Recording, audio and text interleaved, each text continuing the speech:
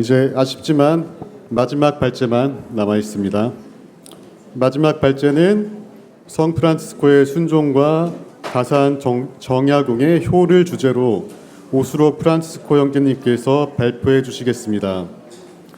오수록 형제님은 작은 형제의 소속으로 성균관대학교에서 유가철학을 전공하시며 천인관계론에서 본 가산의 인간관 연구로 박사학위를 받으셨습니다. 현재 유가와 도가철학의 심성론, 한국철학의 수양론을 중심으로 학문활동을 하고 계십니다. 오수록 프란치스코 형제님을 박수로 맞이하겠습니다.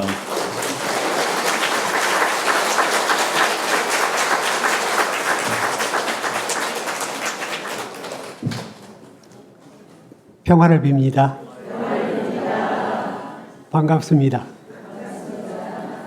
작년에도 뵙게 된 분들 올해도 뵙습니다. 너무 즐겁고 기쁘고 행복한 일이라고 생각합니다. 저는 이제 오늘 우리가 3일 동안 주로 복음 삼덕에 대해서 들었고 서양 철학에 기반한 신학적인 조명을 해왔는데 오늘 마지막 날은 토착화하고도 관련이 있는 성프란치스코의 순종과 또 동양사상에서 말하는 효가 어떤 연관성을 가질 수 있는지를 나눠보려고 합니다. 이 문자라고 하는 것은 그 문화가 문자를 생산해내게 되어 있습니다. 그래서 서양 문화에서 출현한 순종, 또 동양 문화에서 출현한 효, 이것이 어떻게 같고 다른지, 어떻게 연관이 되는지 이런 논의가 될 수 있겠습니다. 이 논문은 저 혼자 쓴 게 아니고요. 서론부터 결론까지 6장으로 구성되어 있습니다. 근데 2장 성프란치스코 순종 부분은 성프란치스코의 영성신학을 전공한 전공자인 고계영 바오로 형제님이 집필을 하셨고 나머지 부분은 다 제가 집필을 했습니다. 그러니까 이 공동 연구가 되겠습니다. 그리고 성프란치스코는 1182년 혹은 1182년에 탄생을 해서 1226년에 선종을 하셨죠. 그래서 올해 귀천 800주년을 우리가 기념하지 않습니까? 근데 다산 정약용 선생님은 1762년에 탄생하셔서 1836년에 선종하셨습니다.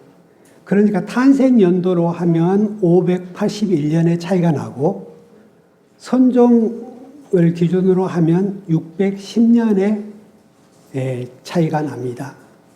그러니까 500에 600 대략 이 기간을 동양 문화와 서양 문화 안에서 이 두 분이 만나는 것이잖아요. 두 분이 조율을 하는 겁니다. 지금 현재 어떻게 조율을 하는지, 어떤 만남을 통해서 우리에게 깊고 울림 있는 메시지를 전하는지 여러분 궁금하지 않으십니까? 여러분들 피곤하실 거예요. 근데 마지막 시간이니까 용기를 내봅시다. 우리 주님께서 늘 복음에서 말씀하시잖아요. 용기를 내어라. 그래서 우리 용기를 내어서 달려가 보도록 하겠습니다. 제가 작성한 이 논문이 한 37페이지에 달하기 때문에 이 짧은 시간 40분, 저에게 주신 40분 동안에 다 하기가 힘들어서 제가 발표문을 요약을 했습니다. 근데 그 위에 페이지 수들을 다 적어놨기 때문에 더 디테일하게 보시려고 하면 같이 그 교재하고 자료집하고 같이 병행해서 보시라고 했고, 여기 띄울 수 없는 것은 이 호환이 컴퓨터가 안 돼가지고 제 발표문을 여러 번 드렸으니까 그걸 보시고, 또 다산에 고유한 철학 용어들이 있습니다. 그 용어들은 제가 각 주에서 필자주로 해서 해석을 달아놨으니까 거기를 보면 이해가 될 수가 있고, 또 다산이 쓰는 고유한 용어들이 있는데 여러분들은 익숙하지 않을 거예요. 근데 익숙하면 뭡니까? 자꾸 보면 익숙해집니다. 자주 보면 익숙해져요. 처음을 접하는 것들은 다 낯설고 생경스럽고 어렵게 느껴지는데 자꾸 접하게 되면 쉽고 친근하게 다가옵니다. 그래서 낯선 것들은 낯선 대로 두고 내가 자주 보면 친근해지겠지. 이렇게 마음을 열고 시작하면 되겠습니다. 어려우면 어려운 대로 그냥 따라오다 보면 하나씩, 둘씩 눈이 열리면서 가슴이 열리면서 이해하게 됩니다. 그래서 오늘 이해 못한 것은 또 내일 이해할 수도 있고, 내일 이해 못한 것은 평생을 두고 깨닫고 이해할 수 있지 않습니까? 그러면 뭐가 있어요? 희망이 있고 꿈이 있지 않습니까? 그러면 여러분 그 희망과 꿈을 갖고 사는 것, 그 중요하다고 생각합니다. 그리고 오늘 제가 발표는 제가 하지만 이따 질문 받을 때는 고경영 박원호 신부님하고 같이 질문을 받도록 하겠습니다. 오늘 발표는 전혀 다른 두 세계에서 살아간 두 인물을 함께 불러내는 데서 시작합니다. 한 분은 13세기 이탈리아 아시시의 성 프란치스코, 다른 한 분은 18세기의 조선의 실학자 다산 정약용입니다. 600년의 시간, 유럽과 동아시아라는 공간, 그리스도교 영성과 유교 신학이라는 사유체계, 이 모든 것을 달리하는 두 사람을 한자리에 세우는 이유는 무엇이겠습니까? 저는 우리 사부 성 프란치스코와 저의 스승인 다산 정약용 선생님의 철학을 연구하면서 무슨 생각을 가졌냐면, 천년에 한 번 태어날 동 말동안 대가들을 만나게 되었다는 그 희열, 그 즐거움, 그 기쁨을 감출 수가 없었고, 어려움이 올 때마다 이 두 분에 기대어서 살았다고 말씀드릴 수 있겠습니다. 오늘 발표하게 되는 그 순종과 효라는 두 덕목을 주로 논의하게 되는데요. 오늘날 순종과 효는 흔히 권위에 대한 굴종, 개인의 자유를 억압하는 낡은 규범으로 오해받고 있습니다. 그러나 저는 오늘 이 발표를 통해 두 사상가가 말한 순종과 효가 결코 맹목적 복종이 아니라 사랑에 근거한 자발적이고 인격적인 응답이었음을 보여드리고자 합니다. 그리고 놀랍게도 이 두 사상이 순종적 효라는 하나의 개념 안에서 만난다는 사실을 짚고 넘어가고 싶습니다. 발표는 크게 세 부분으로 진행됩니다. 먼저 성 프란체스코의 순종 사상을, 다음으로 다산 정약용의 효 사상을, 마지막으로 두 사상의 비교와 종합을 다루는 것으로 하겠습니다. 제1부 성 프란치스코의 순종 이해. 성 프란체스코는 순종 이해를 어떻게 했는지 보도록 하겠습니다. 순종은 누구의 것인가? 이런 질문을 해볼 수 있습니다. 이 순종에 대한 질문은 네 층위의 순종으로 구분해서 말씀드리겠습니다. 프란치스코의 글을 보면 순종의 주체가 매우 다양하게 나타나고 있습니다. 피조물의 순종, 인간의 순종, 예수 그리스도의 순종, 그리고 하느님의 순종까지 나타납니다. 저는 이 네 층위를 차례대로 살펴보도록 하겠습니다. 첫째, 피조물의 순종입니다. 프란체스코는 권고 5장에서 하늘 아래 모든 피조물이 나름대로 창조주를 섬기고 인식하고 순종한다고 말합니다. 그 유명한 태양의 노래에서 태양과 달, 물과 불, 꽃과 풀이 하느님을 찬미하는 것은 바로 모든 피조물이 창조 질서에 순종하는 모습을 보여주고 있습니다. 프란체스코에게 이 순종은 아름답고 장엄하며 정결한 질서 정연한 신비였습니다. 둘째, 인간의 순종입니다. 여기서 가장 중요한 점을 강조하고 싶습니다. 프란체스코의 순종은 결코 무조건적인 복종이 아니었습니다. 그의 순종은 언제나 하느님의 질서와의 관계 안에서만 성립하는 상대적 순종이었습니다. 그는 영적인 권고 3장에서 순종을 세 단계로 구분하여 설명하고 있습니다. 참된 순종은 장상의 뜻을 따르되 그 대상이 선일 때 성립합니다. 사랑의 순종은 자신의 더 나은 판단을 하느님께 희생으로 바치고 장상의 명을 따르는 것입니다.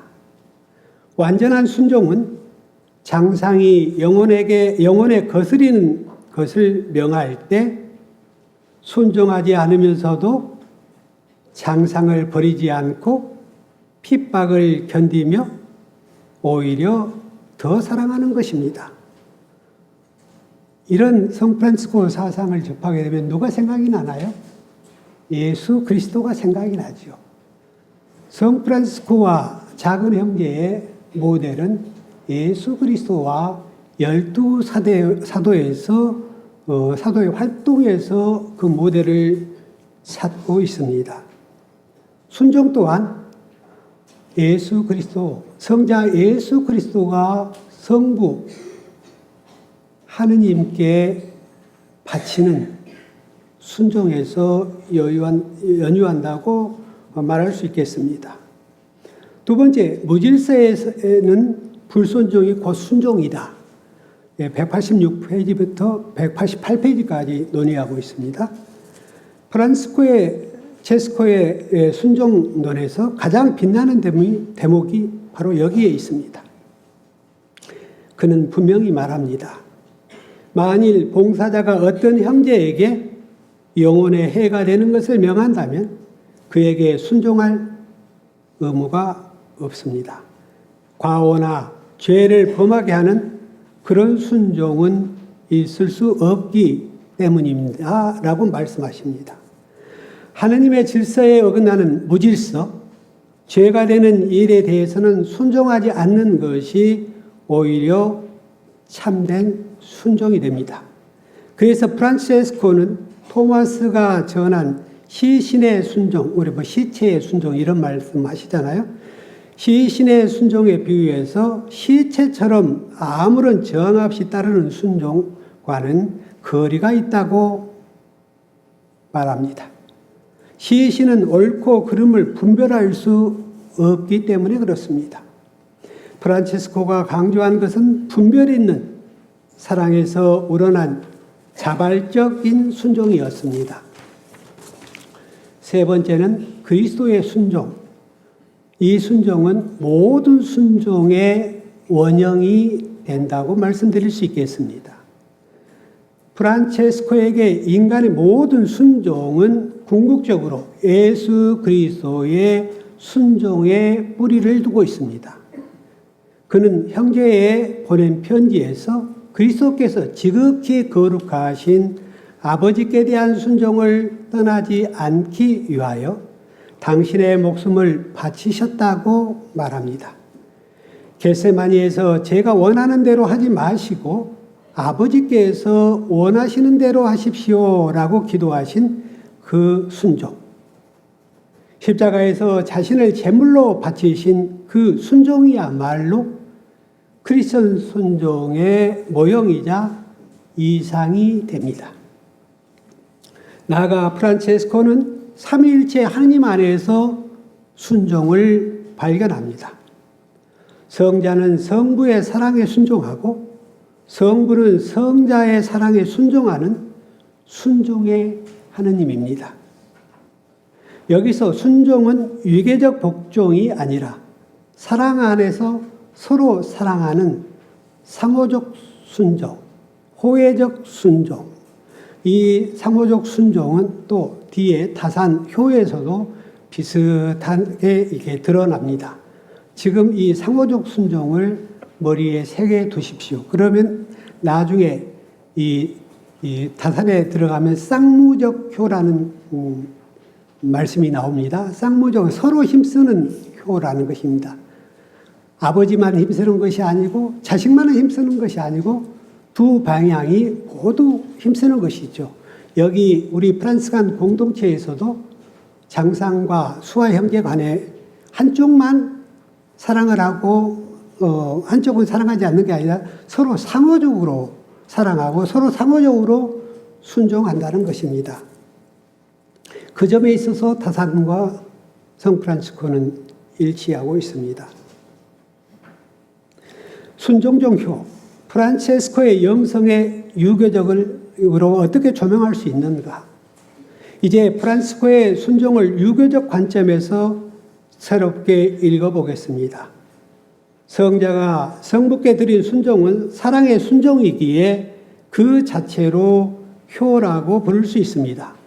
이를 순종적 효라고 표현할 수 있고 이 효를 통해 십자가의 구원이 이루어졌으니 또한 구원적 효라고도 해석할 수가 있겠습니다. 더 나아가 태양의 노래에서 우주 만물이 하나님께 순종하며 참여하는 모습은 우주적인 효로 확장됩니다. 프란체스코는 우주 전체를 주님과 어머니, 형제와 자매로 이루어진 하나의 거대한 가족으로 바라보았습니다. 그러니까 이 성 프란치스코의 순종의 확장성은 나로부터 시작해서 형제, 자매, 우주로 나아가는, 그래서 우주가 모두 하나의 가족이 되고 하나의 형제가 되는 피조물에서부터 모든 인간에 이르기까지 이 형제성을 부여할 수 있게 되었고 무생물에서부터 생물에게까지 그것이 확대된다는 것입니다. 그 지평이 끊임없이 확장되어서 우주를 가득 채웁니다. 이 가족적 질서 안에서 모든 피조물의 순종은 신비적이고 그리스도적인 효가 됩니다. 이 지금까지의 성 프란시스코에 대한 그 순종의 논의에서 보면 질서라는 단어가 계속 나옵니다.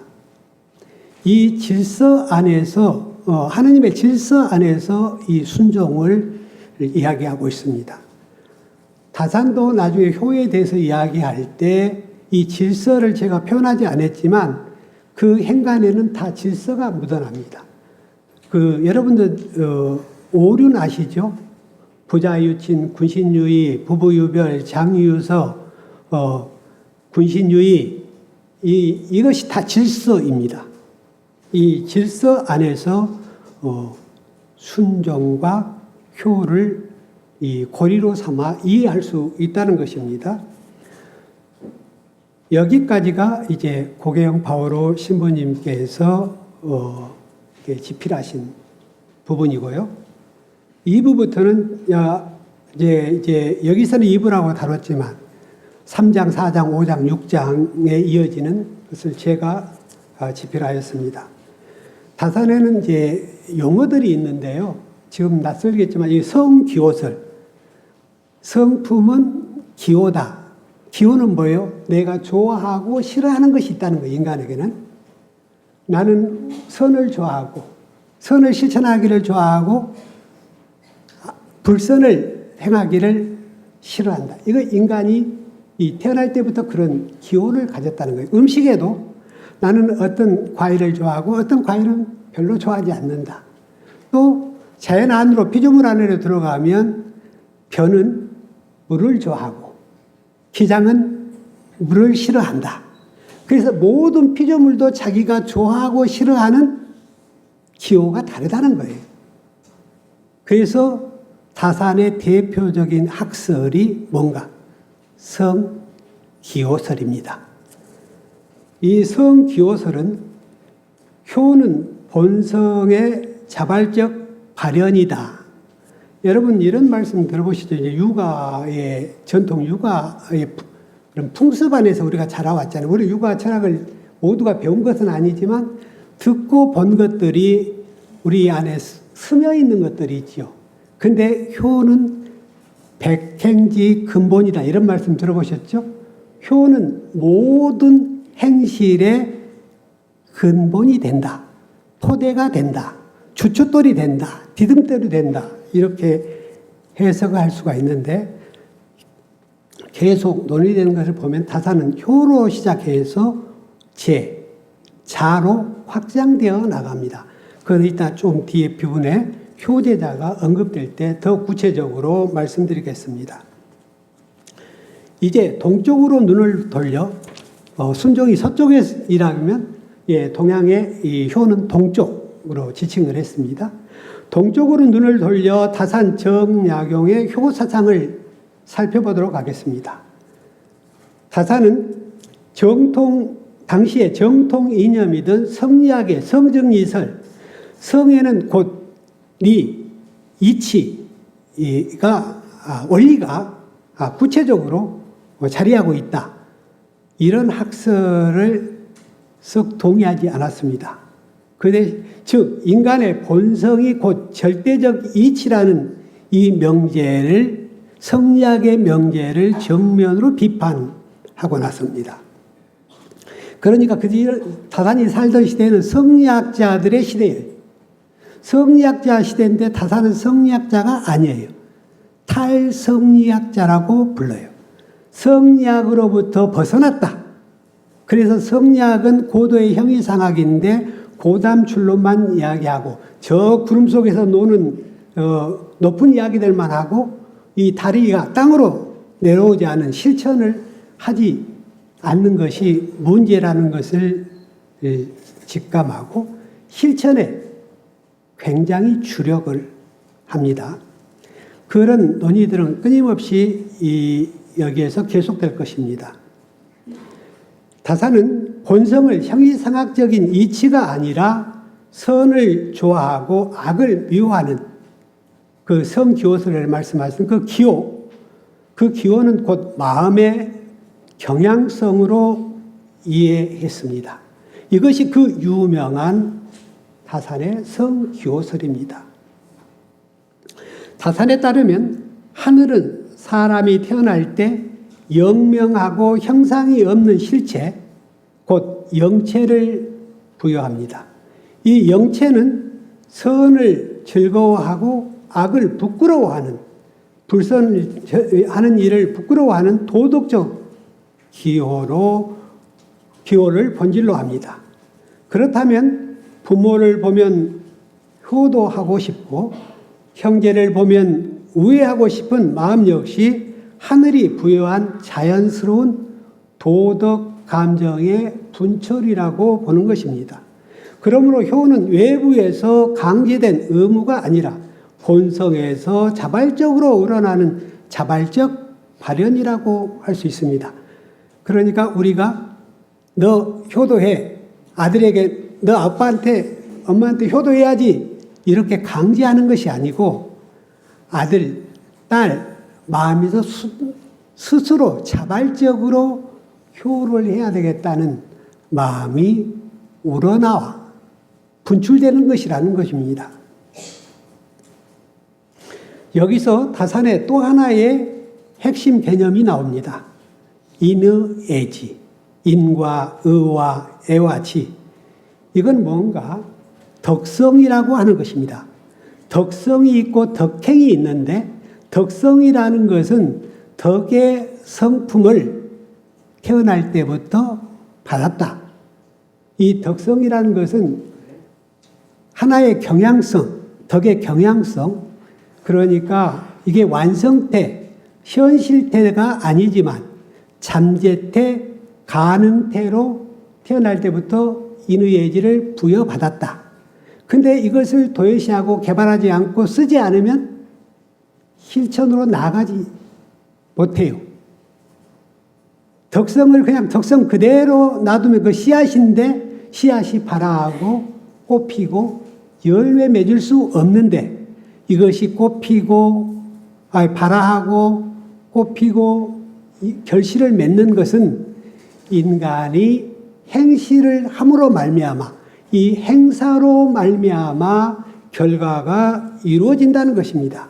다산은 그 당신의 주석서에서 이렇게 이야기합니다.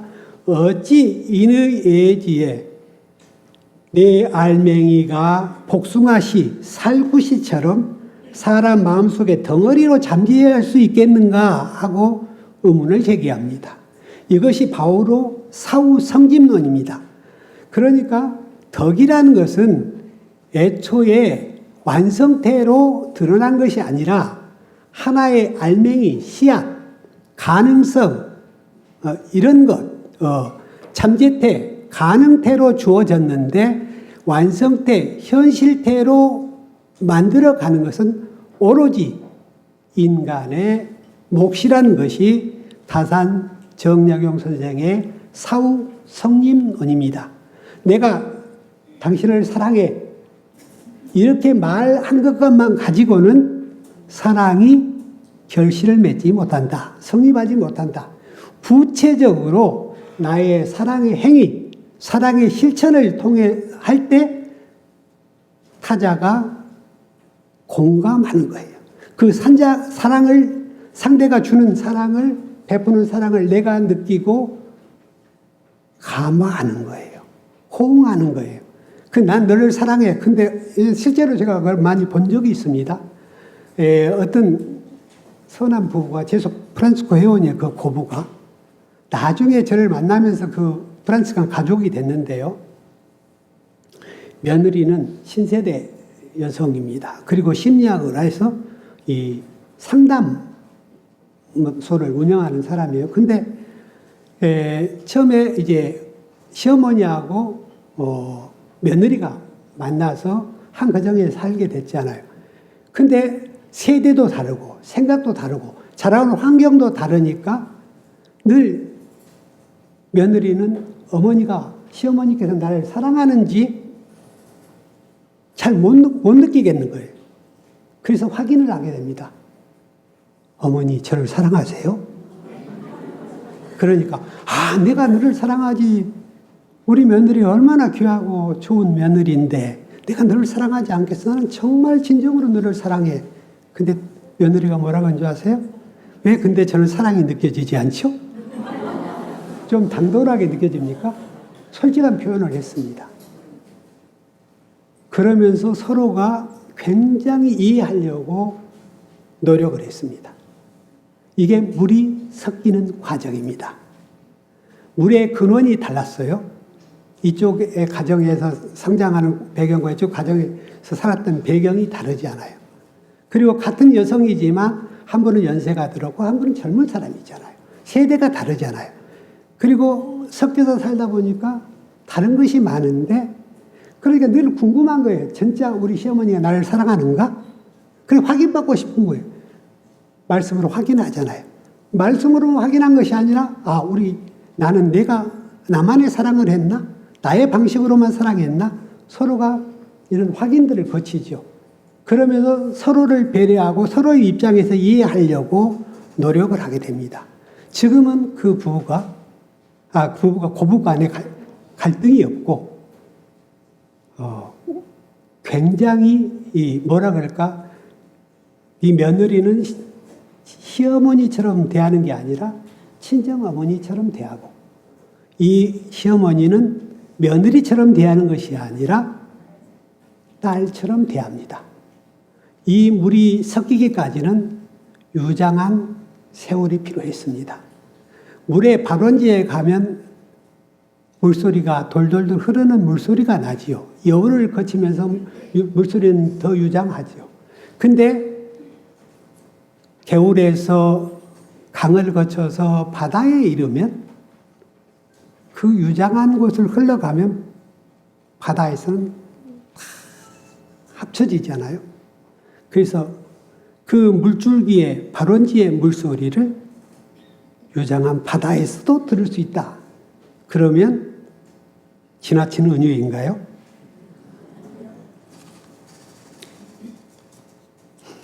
다산이 여기서 강조하는 사후 성립론입니다. 사랑은 내가 실천해야지 사랑으로 드러난다는 것입니다. 권영과 자주직권. 이 권영은 저울 때 권자입니다. 그 저울을, 옛날에 저울을 이렇게 달면 이쪽에 하나는 저울 추고 하나는 무게, 그 내용물이죠. 이쪽으로 치우칠 수도 있고, 이 추가 무거우면 추쪽으로 치울 수도 있고, 실은 물건이 무거우면 이쪽으로 치우칠 수 있죠. 평형이 이룰 때는 두 개의 무게가 똑같을 때죠. 그러니까 이 권형이라는 건 뭐냐면, 선을 할 수도 있는 가능성, 불선을 지을 수 있는 가능성이 동시에 있다는 거예요. 근데 선으로 갈 수 있고 악으로도 갈 수 있는 것은 뭐가 도덕적 자율성의 근거가 되는가? 자유의지예요. 자유의지. 이 갈등 상황 안에서 이 두 개의 중심 안에서, 무게 중심 안에서 선으로 흐를 수도 있고 악으로 흐를 수도 있는데 이 결정을 누가 하는가? 자유의지가 결정을 해요. 근데 다사는 자유의지라는 용어를 자유의지로 쓰지 않고 자주직권, 이런 용어를 씁니다. 여기서 자주직권이라고 말하는 것은 다 자유의지입니다. 다사는 영체 안에 세 가지 이치가 있다고 말합니다. 첫째는 성, 곧 선을 좋아하는 도덕적 기호입니다. 둘째는 권형, 곧 선과 악을 어느 쪽으로도 기울 수 있는 마음의 저울입니다. 셋째는 행사, 곧 현실에서 선을 행하기는 어렵고 악은 행하기 쉬운 실천 국면입니다. 선은 우리가 정신 안 차리면 굳이 불식간에 몸의 악습으로 있었던 것이 거친 말이 나가고 거친 행동이 나아간다는 것입니다. 그건 정신을 바짝 차리면, 얼차리지 않으면 순식간에 노출될 수가 있다는 것이죠. 여기서 권형과 자주직권을 구별하는 것이 매우 중요합니다. 권형이 선도 악도 가능한 저울의 구조라면 자유의지, 자주직권은 그 저울 위에서 실제로 선을 선택하고 결단하는 주체적 권능입니다. 다사는 말합니다. 하늘도 타인도 명도 이 권능을 빼앗을 수 없으며 강제할 수 없다는 것이죠. 오직 나만이 행사할 수 있다고 말합니다. 바로 이 자주직권, 자유의지에 있기에 자유의지가 인간에게는 있기 때문에 도덕적 책임이 성립된다고 합니다. 선을 행하는 것도 내가 한 것이고 악을 행하는 것도 내가 한 것이니 공과가 모두 나에게 돌아온 것입니다. 효는 역시 마찬가지입니다. 효도하고 싶은 마음이 본성으로 주어져 있어도 그것을 자주직권으로 선택하고 결단할 때 비로소 도덕적 가치를 지니게 됩니다. 아까 상호적이라는 말씀을 드렸죠. 여기 쌍무적 가문과 합리적 간쟁, 이런 말씀이 나왔습니다. 쌍무적이라는 건 나 혼자 힘쓰는 것이 아니고 호상 간에 서로 간에 힘쓴다는 것입니다. 이 무는 힘쓸 무자입니다. 다사는 효론에서 가장 독창적인 부분이 바로 여기에 있습니다. 그는 부모와 자녀의 관계를 일방적 복종이 아니라, 이 순종에서도 일방적 순종이 아니잖아요. 상호적 순종이잖아요.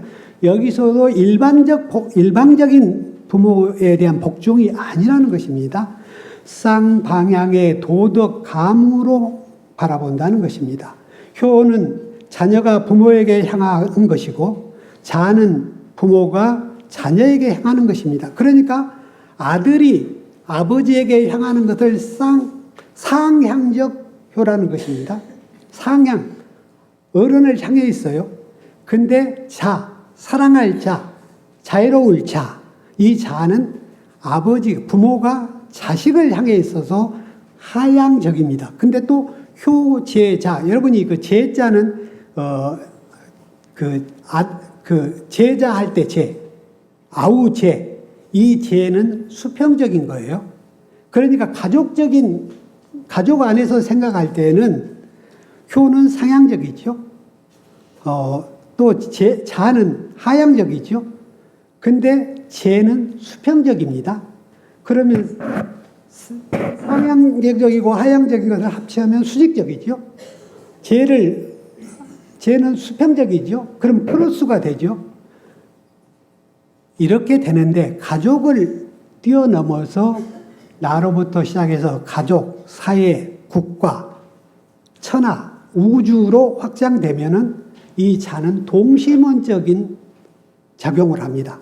계속 동심원으로 퍼져나가서 나로부터 시작해서 가족, 사회, 국가로 끊임없이 퍼져나가고 또 가족적인 곳에는 상하, 또 수평 이런 구조를 갖게 된다는 것입니다. 여기서 이제 간쟁적이다, 합리적 간쟁이다 이런 말을 하는데 이제 육아 경전에 보면 이런 이야기가 있습니다. 어떤 사람이 공자님을 찾아와 가지고 우리 마을에는 참으로 의로운 사람, 정의로운 사람이 있습니다 하고 이야기를 합니다. 그래? 너희 동네에 의로운 사람은, 정의로운 사람은 어떤 사람인데? 하니까 어떤 집에 새끼 양이 들어왔다는 거예요. 법률적인 용어로는 점유 이탈물이에요. 근데 그 아버지가 이 주인을 모르는 이 새끼 양을 목을 매가지고 자기 것으로 삼아버렸어. 이거 불의한 거잖아요. 불선을 저지른 거잖아요. 정의롭지 못하다, 의롭지 않다. 그래서 이 아들이 관가에 아버지를 고발해버렸다는 거예요. 그러니까 공자가 그래요. 너희 마을에는 그게 의로운 것이니 우리 마을에 의로운 건 그런 게 아니란다. 그럼 어떻게 공자님의 마을에는 의로운 것이 어떤 것이죠? 아버지가 잘못했는데 잘못한 것 불선은 분명하지요. 근데 아버지가 그렇게 했다고 해서 관가에 고발하면 감옥을 살게 되지요. 그러면 아버지와 부자재 간의 관계가 끊겨버리는 거예요. 왜 그렇게 하면 안 되는가? 천륜으로 맺었다는 거예요.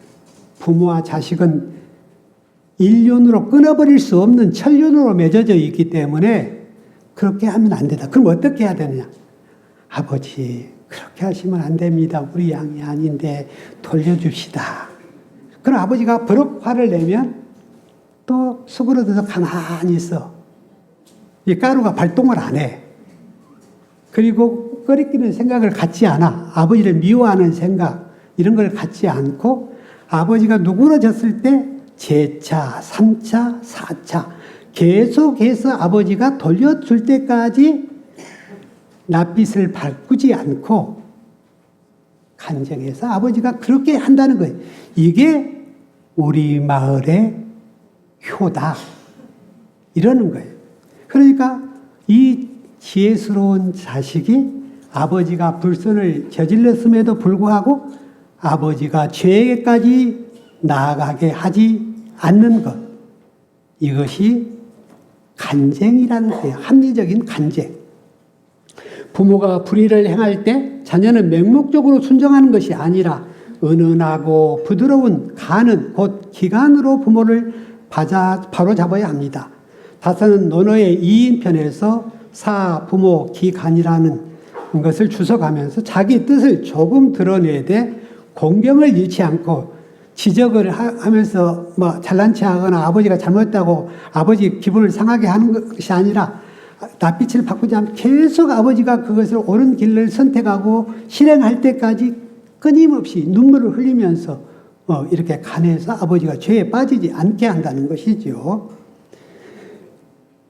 그래서 그렇게 하는 일이 수고스러운 일이죠.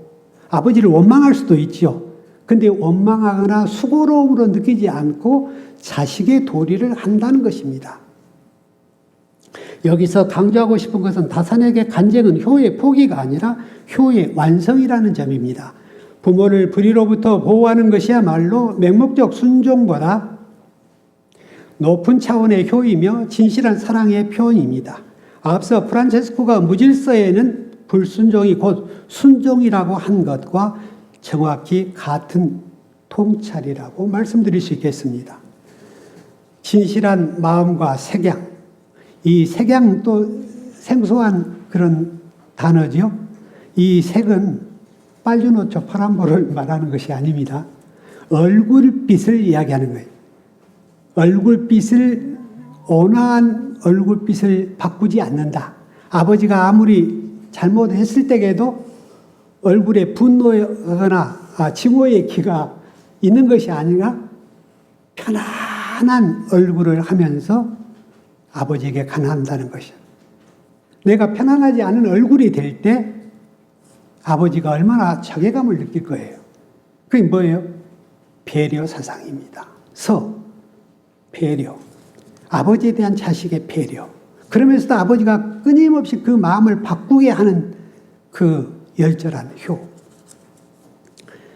이 색양과 색난, 이것은 색양은 얼굴빛을 온화하게 갖는 것이고 색난은 얼굴빛의 그 서운한 빛, 뭐라 그럴까, 꺼리끼는 빛, 그런 것을 드러나지 않아. 드러나지 않기가, 기분이 나쁜데 기분 나쁜 것이 얼굴로 드러나지 않기가 우리는 매우 어렵다는 거예요. 왜? 육체를 달고 살기 때문에. 이 육체적인 감정에 붙잡히면 누구를 싫어하면 싫어한 것이 금방 얼굴에 표현이 되잖아요. 근데 수양이 잘 된 사람은 그 표현이 어쩔까요? 여러분이 잘 아시겠죠? 그런데 그 육아철학에서 증자라는 분이 있어요. 공자의 수제자입니다. 증자의 아버지가 증석인데 증자와 증석은 공자님에게 모두 아들과 아버지가 같이 배웠습니다. 근데 증자는 효의 표상입니다. 증자가 아버지에게 효도를 어떻게 했냐? 밥상을 항상 아버지에게 갖다 드리고 거기서 옆에서 시중을 들었습니다. 그러면 옛날 시대에는 이제 2500년이 넘은 시대잖아요. 그러면 고기 반찬, 이런 귀한 반찬을 아버지에게 올리면 아버지가 그거를 손주나 이런 자기만 먹기가 그래서 손주, 귀한 손주에게 주라고 남겨가지고 이거를 누구누구에게 줘라. 그러면 아버지는 연로하시니까 많이 오래 살 수는 없죠. 그렇지만 이 귀한 음식은 늘 아버지에게 봉양하는데 아버지가 손주 누구에게 줘라. 그러면 아버지에게 다음 상에 귀한 음식이니까 다시 드리고 싶지만 아버지가 그렇게 하라겠으니까 줍니다. 근데 증석이 돌아가시고 증자가 이제 아버지가 됐는데 증자 아들이 증자에게 밥상을 가지고 와서 시중을 듭니다. 근데 증자의 아버지가 그러했듯이 증자도 아들에게 그렇게 합니다. 이 음식은 어떻게 누구누구에게 줘라. 그러면 네, 그러겠습니다 하고 젊은 우리 자식들은 나중에 먹을 기회가 많다. 그래서 아버지는 건강을 잘 살피셔야지. 그리고 다시 그 음식을 다음 상에 줬습니다.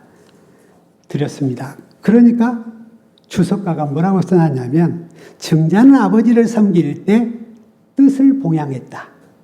근데 증자의 아들은 증자를 봉양할 때 60만을 봉양했다. 이렇게 주석을 달아놨습니다. 그래서 우리들의 효가 정말 뜻을 봉양하는 것인지, 영혼을 봉양하는 것인지, 60만을 봉양하는 것인지를 말씀드릴 수 있겠습니다.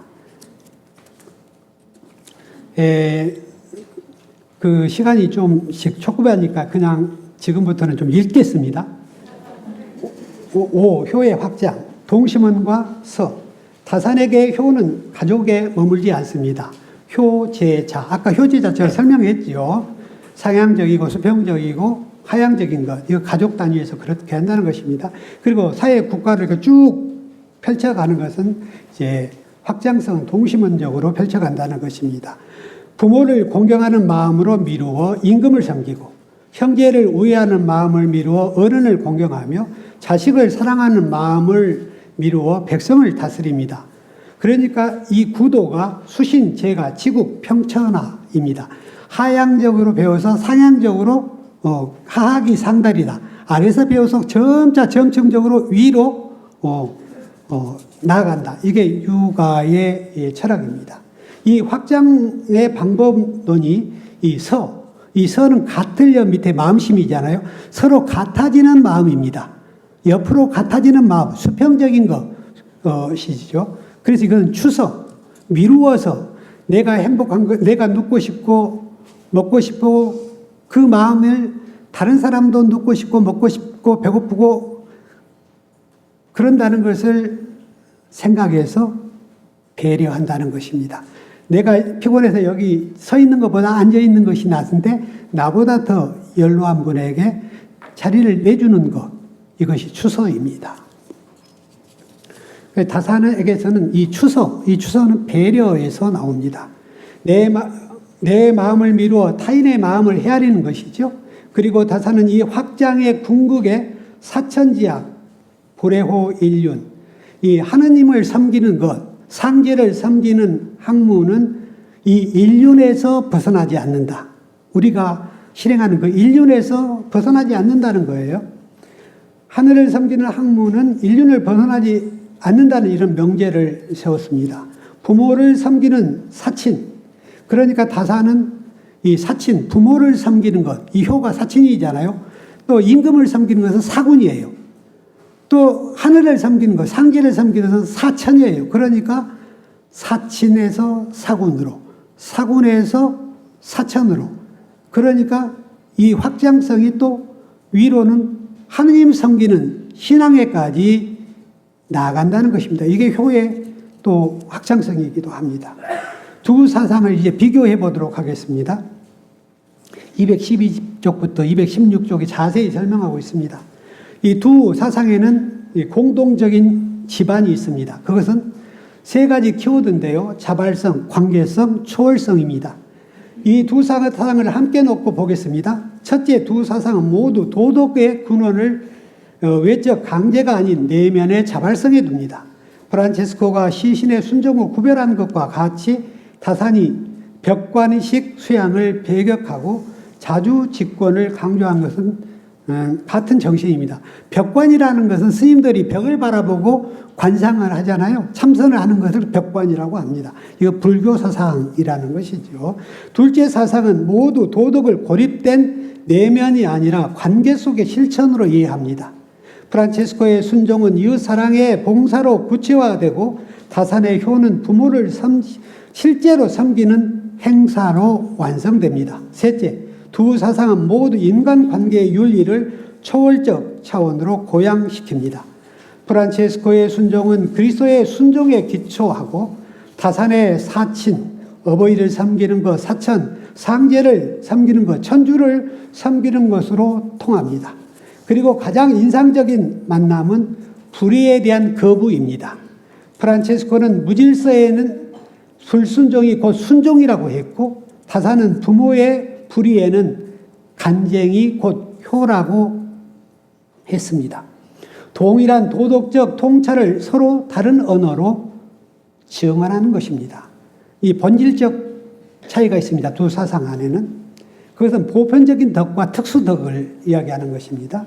두 사상에는 본질적인 차이가 있습니다. 가장 근본적인 차이는 적용 범위입니다. 프란체스코의 순종은 삼위일체 세 유격 상호 간에도 적용되는 보편적 상호적 덕입니다. 성부와 성자가 서로 사랑으로 순종하는 구조입니다. 반면에 다산의 효는 부모와 자녀의 관계에서 자녀에게만 적용되는 특수한 덕입니다. 다산의 쌍무적 가문 구조에서도 효는 어디까지나 자녀가 부모에게 향하는 방향이며 부모가 자녀에게 향하는 자와는 구별됩니다. 이 차이는 두 사상의 토대에서 비롯됩니다. 프란체스코의 순종은 삼위일체라는 상호적 신관 위에 있고, 즉 계시종교의 그런 신관 위에 있고, 다산의 효는 상제와 인간, 부모와 자녀라는 수직적, 혈연적 관계, 즉 자연 종교인 이법 종교를 토대로 하고 있다는 것입니다. 그러니까 계시 종교와 자연 종교의 기반에서 그 차이가 있다는 것입니다. 이 종합 말씀드리겠습니다. 순종적인 효라는 만남, 그래서 순종적인 효를 통해서 성프란시스코의 순종과 다산의 효가 만나게 된다는 것입니다. 성자 그리스도가 성부 하느님께 하는 순종, 자식이 부모에게 하는 그 효가 같은 맥락으로 이루어졌다는 것이죠. 그럼에도 두 사상은 순종적 효라는 개념에서 깊이 수렴됩니다. 프란체스코의 순종적 효가 그리스도의 순종을 모형으로 하느님께 응답하는 것이라면, 다산의 효는 천명으로 주어진 도덕적 기호의 자유의지, 곧 자주직권으로 응답하는 것입니다. 양자 모두 하늘로부터 와서 하늘로 돌아가는 사랑의 응답의 구조를 이루고 있습니다. 두 사상의 만남은 현대의 중요한 의미를 갖습니다. 순종과 효는 권위에 대한 굴종이 아니라 사랑에 대한 자발적 응답이며, 불의 앞에서 침묵하는 비겁이 아니라 사랑하는 대상을 바로잡는 용기 있는 비판이요 간쟁인 것입니다. 두 사상은 사랑이 말이 아니라 몸으로, 관념이 아니라 일상의 실천으로 증명된다는 것을 일깨워줍니다. 이제 결론에 도달했습니다. 결론적으로 성프란시스코의 순종과 다산 정약용의 효는 자발성과 관계성, 초월성이라는 공통 지반 위에서 깊이 상응하면서도 보편적 덕과 특수한 덕이라는 본질적 차이를 지닙니다. 그리고 두 사상은 순종적 효라는 개념에서 종합될 수 있습니다. 그리스도교 영성과 유교 신학이라는 이질적 전통이 하늘이 부여한 사랑에 자발적으로 응답하는 인격적 실천이라는 공통의 봉우리를 서로 다른 길로 오르고 있었다는 사실. 저는 이것이 오늘 발표가 도달한 가장 값진 결실이라고 생각합니다.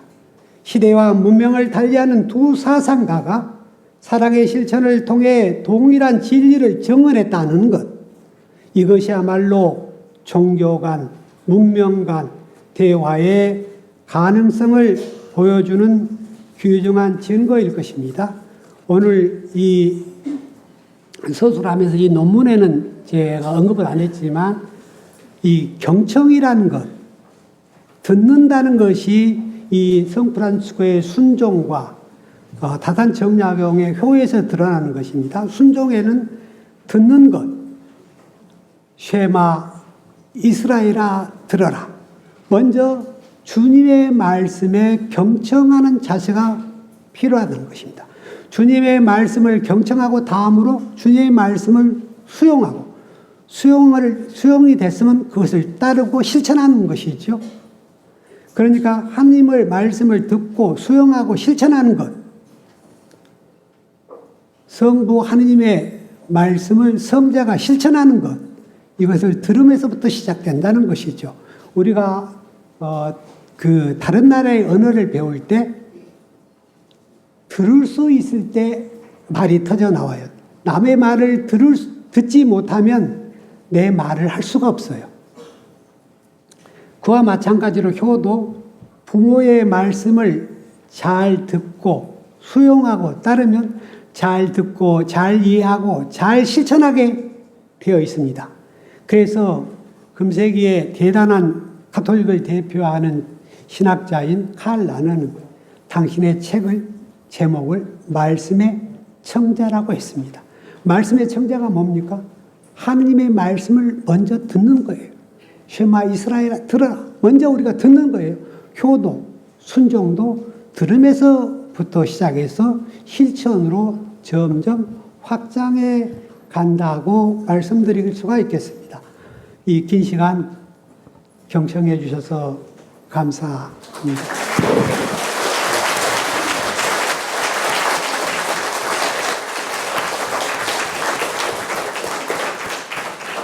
네, 혹시 질문 있으신 분 계신가요? 네, 질문 없으시면은 이걸로 이제 저희 프란치스칸 연구소 연구소장이신 박성호 다미아노 형제님께 이제 간략한 이제 마무리 말씀과 폐회사 듣도록 하겠습니다. 네, 다시 한번 오스록 프란치스코 형제님께 큰 박수 부탁드립니다.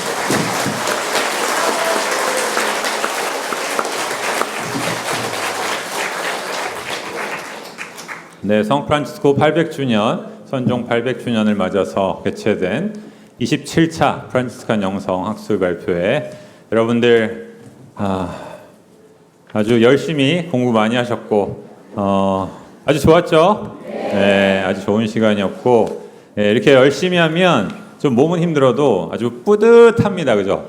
네, 뿌듯합니다.